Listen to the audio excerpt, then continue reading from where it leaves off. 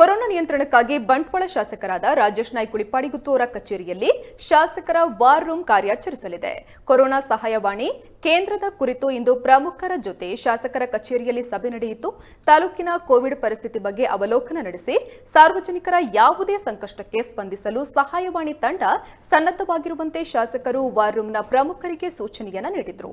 ಈ ಸಂದರ್ಭದಲ್ಲಿ ತಹಶೀಲ್ದಾರ್ ರಶ್ಮಿ ಎಸ್ಆರ್, ತಾಲೂಕು ಆರೋಗ್ಯಾಧಿಕಾರಿ ಡಾಕ್ಟರ್ ದೀಪಾ ಪ್ರಭು ಉಪಸ್ಥಿತರಿದ್ದರು.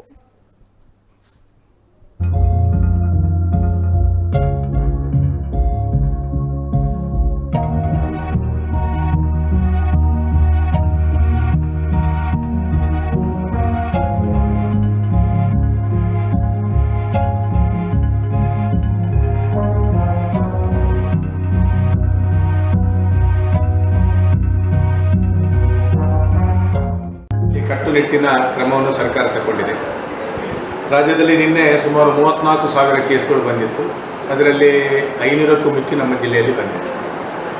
ನಮ್ಮ ತಾಲೂಕಿಗೆ ಹೇಳಬೇಕು ಅಂತಾದರೆ ಸುಮಾರು 294 ಒಟ್ಟಾರೆ ಬಂಟ್ವಾಳ ತಾಲೂಕಲ್ಲಿ, ಅದು ನನ್ನ ಕ್ಷೇತ್ರ ಬರ್ತದೆ, ಪುತ್ತೂರು ಕ್ಷೇತ್ರ ಮತ್ತು ಮಂಗಳೂರು ಕ್ಷೇತ್ರಗಳು ಒಳಗೊಂಡಿದೆ ಈ ಬಂಟ್ವಾಳ ತಾಲೂಕಲ್ಲಿ. ಒಟ್ಟಿಗೆ 294 ಆ್ಯಕ್ಟಿವ್ ಕೇಸ್ಗಳಿದೆ. 294ರಲ್ಲಿ ಸುಮಾರು 205 ಜನ ಹೋಮ್ ಐಸೋಲೇಷನ್ ಮನೆಯಲ್ಲಿ ಅದರ ಟ್ರೀಟ್ಮೆಂಟ್ ತಗೊಳ್ತಾ ಇದ್ದಾರೆ. 31 ಜನ ಪ್ರೈವೇಟ್ ಹಾಸ್ಪಿಟಲ್ಗೆ ಅಡ್ಮಿಟ್ ಆಗಿದ್ದಾರೆ. ಅದರಲ್ಲಿ 9 ಜನ ಬಂಟ್ವಾಳ ಗೌರ್ಮೆಂಟ್ ಹಾಸ್ಪಿಟಲ್ ಮತ್ತು 2 ಜನ ಬೆನ್ಲಾಕಲ್ಲಿದ್ದಾರೆ. ಉಳಿದವರು ತಾಲೂಕು ಬಿಟ್ಟು ಹೊರಗಿನವರಾದ್ದರಿಂದ ಹೊರಗೆ ಹೋಗಿದ್ದಾರೆ. ಈ ಥರ ನಮ್ಮ ಬಂಟ್ವಾಳ ತಾಲೂಕಿನ ಪರಿಸ್ಥಿತಿ ಇದೆ. ವ್ಯಾಕ್ಸಿನೇಷನ್ ಬಗ್ಗೆ ಹೇಳಬೇಕು ಅಂತಾದರೆ ಎಲ್ಲರೂ ವ್ಯಾಕ್ಸಿನೇಷನ್ ತಗೊಳ್ಳುವ ಬಹಳಷ್ಟು ಅಗತ್ಯ ಇದೆ. ಈಗಾಗಲೇ ನಾವು 60 ಪ್ರಥಮ ಹಂತದಲ್ಲಿ 60 ವರ್ಷ ಮೇಲ್ಪಟ್ಟ ಜನರಿಗೆ ವ್ಯಾಕ್ಸಿನೇಷನ್ ಕೊಟ್ಟಿದ್ದಾರೆ. 35,278 ಜನ ನಮ್ಮ ತಾಲೂಕಲ್ಲಿ ಆ ವ್ಯಾಕ್ಸಿನೇಷನ್ ತಗೊಳ್ಳಿಕ್ಕೆ ಸಂಬಂಧ 60 ವರ್ಷದ ಮೇಲ್ಪಟ್ಟ ಜನ ಇದ್ದರು. ಅದರಲ್ಲಿ ಸುಮಾರು 18,313 ಜನ ತಗೊಂಡಿದ್ದಾರೆ. ಬರೀ 52% ಜನ 60 ವರ್ಷ ಪ್ರಾಯದ ಮೇಲ್ಪಟ್ಟ ಜನರು ತಗೊಂಡಿದ್ದಾರೆ. ಇನ್ನೂ 48% ಜನರು ವ್ಯಾಕ್ಸಿನೇಷನ್ ತಗೊಳ್ಳಿಲ್ಲ. ಇದು ಅತ್ಯಂತ ಒಂದು ಬಹಳಷ್ಟು ಸೀರಿಯಸ್ ಆದ ವಿಷಯ. ಯಾಕೆಂದರೆ ಜನರು ಇನ್ನೂ ವ್ಯಾಕ್ಸಿನೇಷನ್ ತಗೊಳ್ತಾ ಇಲ್ಲ. ಎರಡನೇದಾಗಿ 45ರಿಂದ 60 ವರ್ಷದ ಬಗ್ಗೆನೂ ಅದರ ನಂತರ 1 ತಿಂಗಳಿಂದ ಈಗ ತಗೊಳ್ಳಿಕ್ಕೆ ವ್ಯಾಕ್ಸಿನೇಷನ್ ಪ್ರಾರಂಭವಾಗಿದೆ. ಅದರಲ್ಲಿ 73,035 ಜನರು ವ್ಯಾಕ್ಸಿನೇಷನ್ ತಗೊಳ್ಳಿಕ್ಕೆ ಅರ್ಹರಿದ್ದರು. ಅದರಲ್ಲಿ ಬರೀ 18,128 ಜನ, ಅಂದರೆ 24% ಜನ ಮಾತ್ರ ತಗೊಂಡಿದ್ದಾರೆ. 76% ಜನ ಇನ್ನೂ ವ್ಯಾಕ್ಸಿನೇಷನ್ ತಗೊಳ್ಳಿಲ್ಲ. ಇದೇ ಈಗ ಮೇಜರ್ ಪ್ರಾಬ್ಲಮ್ ಅಂತ ಹೇಳಿದೆ. ಈಗಿನ ಒಂದು ಲೆಕ್ಕಾಚಾರ ಅಂಕಿಅಂಶಗಳ ಪ್ರಕಾರ ವ್ಯಾಕ್ಸಿನೇಷನ್ ತಗೊಂಡವರಲ್ಲಿ 99% 6% ಜನರಿಗೆ ರೋಗಗಳು ಬಂದಿಲ್ಲ.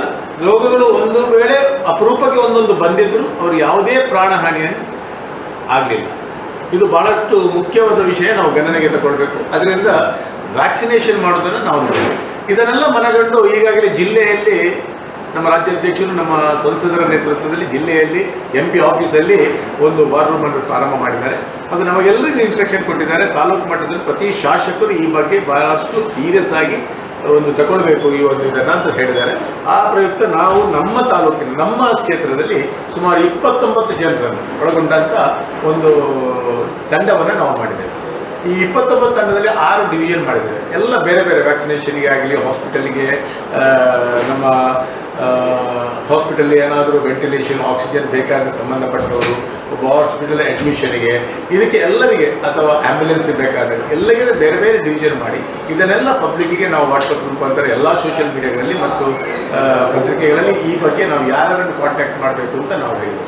ಈಗ ನಾವು ಸರ್ಕಾರಿ ಅಧಿಕಾರಿಗಳು, ತಹಶೀಲ್ದಾರ್ ಆಗಲಿ, ನಮ್ಮ ತಾಲೂಕು ಹೆಲ್ತ್ ಆಫೀಸರ್ ಅವರನ್ನು ಕರೆಸಿ ಈ 29 ಜನರಿಗೆ ಒಂದು ಕರೆಕ್ಟಾಗಿ ಒಂದು ಕ್ಲಾಸ್ ತಗೊಳ್ಬೇಕು. ಯಾಕೆಂದರೆ ಜನರನ್ನು ಫಸ್ಟ್ ಅವರನ್ನು ಎಜುಕೇಟ್ ಮಾಡಬೇಕು. ಅವರನ್ನು ಎಜುಕೇಟ್ ಮಾಡಿದ ಮೇಲೆ ಅವರು ಜನರನ್ನು ಎಜುಕೇಟ್ ಮಾಡಲಿಕ್ಕೆ ಶಕ್ತರಿರ್ತಾರೆ. ಅದಕ್ಕೋಸ್ಕರ ಸಂಬಂಧಪಟ್ಟ ಅಧಿಕಾರಿಗಳನ್ನು ಕರೆದು ಅವರಿಗೆ 1-2 ಗಂಟೆ ಕಾಲದ ಅವರಿಗೆ ವರ್ಕ್ಶಾಪ್ ಥರ ಮಾಡಿ ಎಲ್ಲರಿಗೆ ಈ ಬಗ್ಗೆ ಅವರ ಜವಾಬ್ದಾರಿಯನ್ನು ಅವರು ಯಾವ ಥರ ನಡ್ಕೊಳ್ಬೇಕು ಈ ಥರವಾಗಿ ಸ್ಪಷ್ಟವಾಗಿ ನಾವು ಹೇಳಿದ್ದೇವೆ. ಇನ್ನೂ ಎಲ್ಲ ಮೀಟಿಂಗ್ ಎವ್ರಿ ಆಲ್ಟರ್ನೇಟ್ ಡೇ ನಾವು VC ಮುಖಾಂತರ